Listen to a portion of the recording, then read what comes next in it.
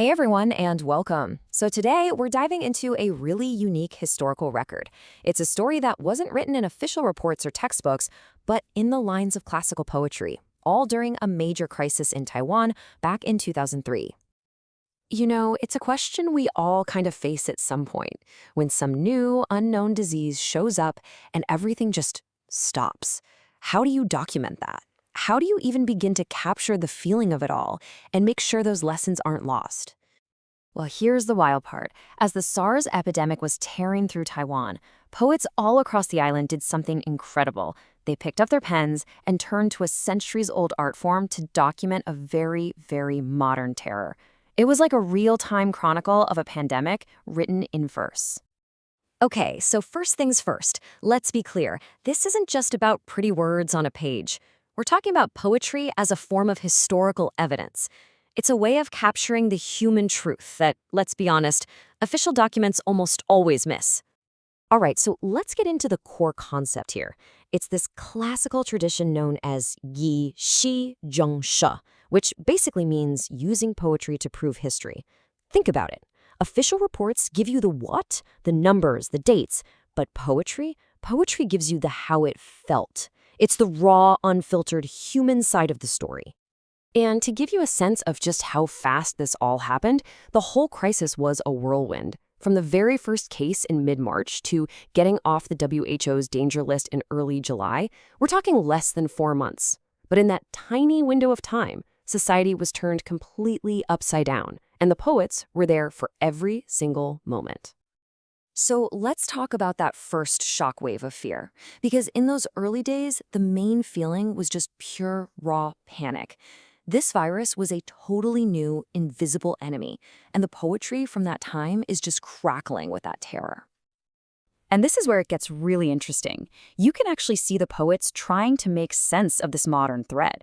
They're reaching back for these ancient words like plague gods and pestilence ghosts. But then in the very same poem, they're using modern terms like masks, quarantine, and disinfection. It's this wild mashup of old world superstition and new world public health, and it perfectly captures that sense of confusion and fear. Wow.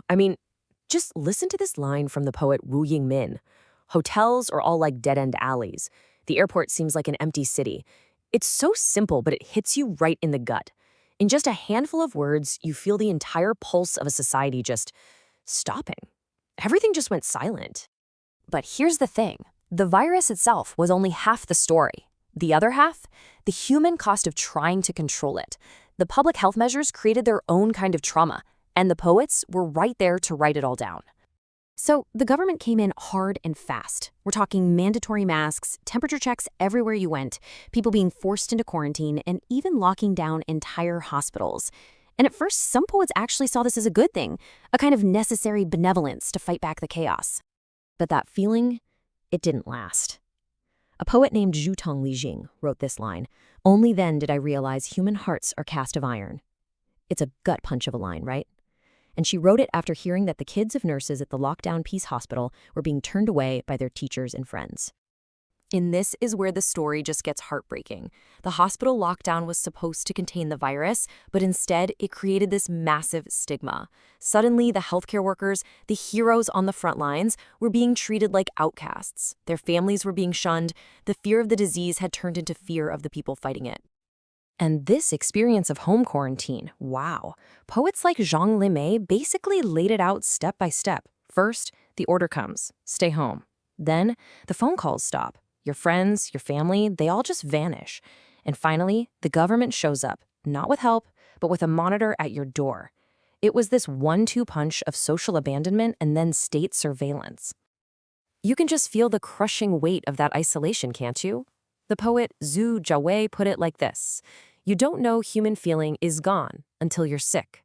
Then you embrace the world in a pot, a prisoner in your own home." That feeling of being a prisoner in your own house, cut off from everything, it was a constant theme. Okay, so as the worst of the crisis started to fade, the poetry began to change too. The tone shifted from that raw panic and anger to grief, to mourning, and to trying to make sense of what just happened. And when it came to honoring those they've lost, the poets reached for these really beautiful, powerful symbols. To remember Chen Jingchu, the very first nurse who died, a poet wrote about the white plum blossom, a flower known for blooming in the dead of winter. The line says, "Only the white plum blossom's fragrance goes purer," meaning that even in the darkest time, her sacrifice, her spirit, actually shone brighter. And this wasn't just happening in poems. There was an official recognition of this grief, too. 7 of the fallen, medical staff, civil servants, were officially enshrined in the Martyr Shrine in Taipei. It was a really important public act to try and heal that collective trauma and turn these victims of stigma back into the national heroes they were. The poetry also didn't shy away from the bizarre economic side of things. One poet, Zhihao, pointed out this strange contrast. While almost every other industry was getting crushed, restaurants, travel, you name it, one business was absolutely booming: face masks. This huge gap between all the suffering and this one industry's sudden success, the poets definitely noticed. And this all leads us to the final and maybe the most important part of this story, because these poems weren't just about looking back. They were about asking some really tough questions about the future. They are, quite literally, lessons written in verse. See, these poets weren't just writing diaries. They were firing a warning shot. They were using their art to ask, hey, did we actually learn anything from this? They were documenting the present so we wouldn't forget it in the future. And honestly, the whole lesson of this entire crisis might be summed up in this one question from a poem written a year later. Lin Jin-san asked, "Even if we have miracle cures up our sleeves, how is that better than being able to prevent the virus beforehand?" It's just a perfect call for being prepared instead of just reacting. So, at the end of the day, that's the question these poems from 2003 leave hanging in the air for us right now. They're this incredible time capsule of fear and courage and failure and resilience, but more than anything, they're a timeless warning, asking every single one of us, are we ever really truly ready for what comes next?